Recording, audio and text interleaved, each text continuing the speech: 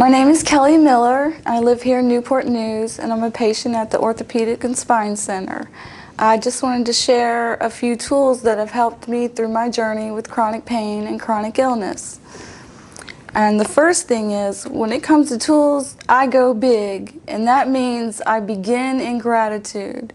And when I wake up in the morning, I don't open my eyes.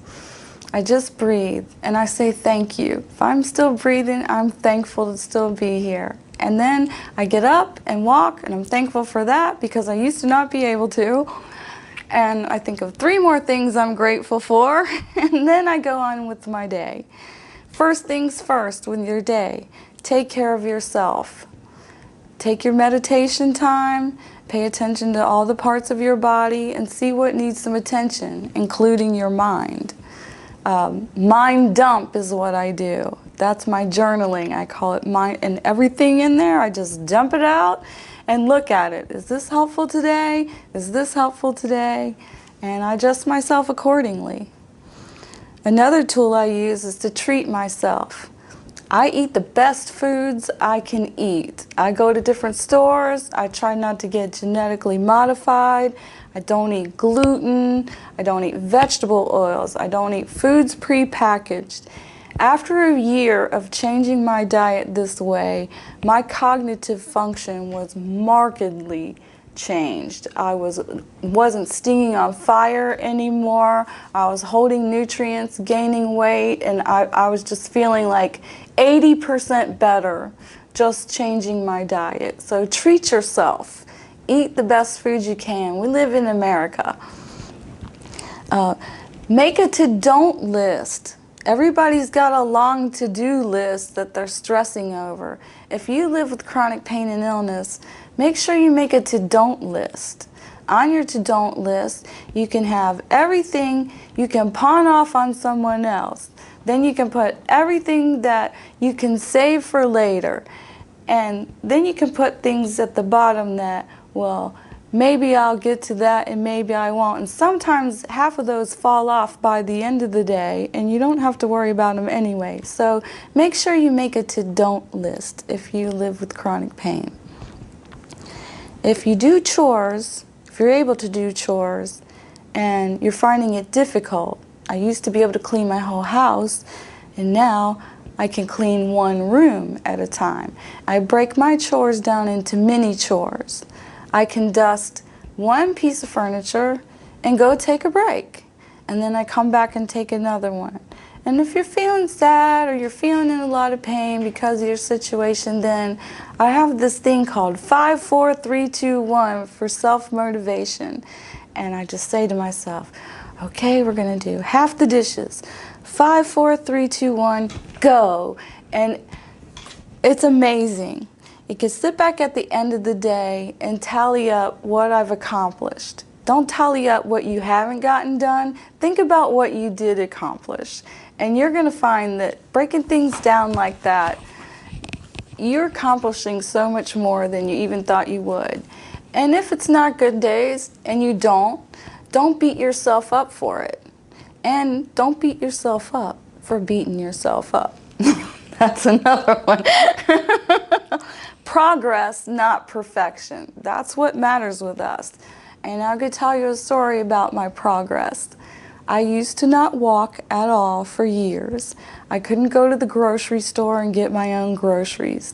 So when I go to the grocery store today, I take the big cart and I walk into the store with just the biggest smile on my face. I have this secret, like I can push the big cart now, and that's progress. Having a crisis plan is another tool. Having a crisis plan is very important. Emergencies come up. You can break a bone, take a medicine that doesn't agree with you, and if you don't have a list of medicines, a list of your doctor's numbers, family and friends who know what to do when situations come up, then it's just going to be a total chaos mess, and for no reason. Just have a crisis management plan ahead of time, and things will go a lot smoother for everybody that needs to help you while you're going through that. That's very important. And know your triggers. We all have our triggers. It could be emotional things, or it can be pushing too hard or trying to do things you can't keep up with. Know your triggers and try to avoid them. And if you can't avoid them, just know that it'll be over soon. Life is always changing. Serve others. That's very important. We're here to just enjoy this world and to take care of each other. That's basically what we're here for. So even if you're laying in a bed and you can't get out, you can pick up the phone and you can call someone and tell them, hey, I think you're terrific. And if you can get up and do something for people, invite them over for dinner. You know, serve other people. Do what you can, because we all need each other. And enjoy life in all its comforts. The Danish have this way called hygge, H-Y-G-G-E. And hygge is taking a shower and using a favorite soap and lighting a candle with it. You know, a lot of times we'll say, oh, it's just me, I'm going in the kitchen, I'll just eat this. Cook some good food and use the china and the real napkins. You know, like that's what it's all about here. Be comfortable and enjoy the world. Make yourself comfortable and plan ahead of time for situations and make places in your home like that. Just fill your life with hygge because you deserve it. Another thing you can do is to join a group. I do have a lot of tools. Another thing you can do is join a group with like-minded people. On Thursdays we have one here at OSC downstairs. For me, living with chronic pain, that's normal. And it's a real gift to be a part of a group where I can meet with others and feel like I'm with normal people. And that's the truth. We understand each other. And we study 12-step literature, and we share with each other what works for us, what doesn't work for us, things that are, and we support each other. And that's a really important thing, to keep yourself networked in the community and have other, there's many resources in the community to get networked in. It doesn't have to be our group. Another group, friends, there's so many resources out there for people that are going through chronic pain and illness. Nobody should have, there's no reason you have to do it alone. That's not good. Do everything you can for yourself.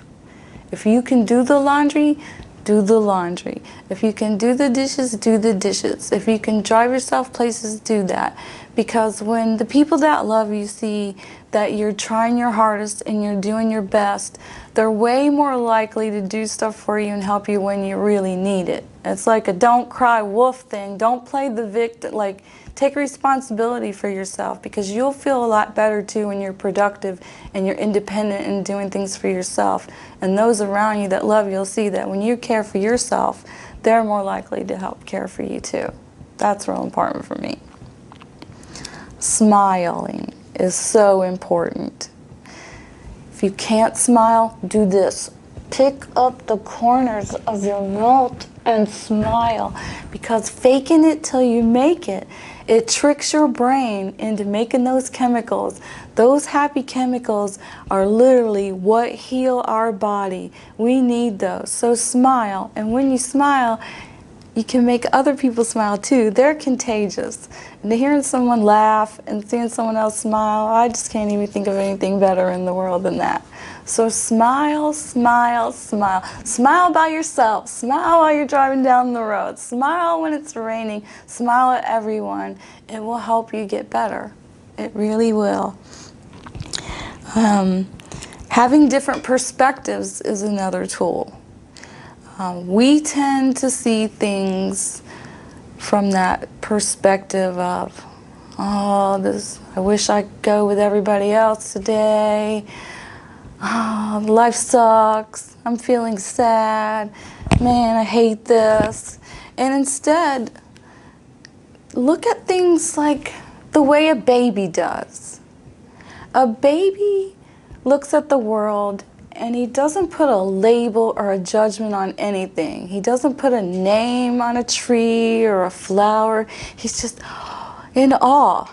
And so try to look at the world and look at other people and things from different perspectives. You catch your perspective and say, what if I looked at it this way, and what if I looked at it this way? Because you're going to find a whole new world out there when you do that. It's kind of just like stop and smell the roses thing. That's what I'm trying to say. Get some new ideas. And last thing I'd like to say is that I sure do know what those really hard days are like when you can't get that smile. And that's when I think about natural law. Change is a fact of life. Impermanence is a fact. And I just tell myself, this too shall pass. That's my #1 go-to on those days. And I don't worry about anything else but taking care of me on those days. If I can't force my smile, then it's really time to look out for me. And I know this too will pass. Everything's always changing. And it does. And that's what gets me through those really hard times. It's not going to last forever.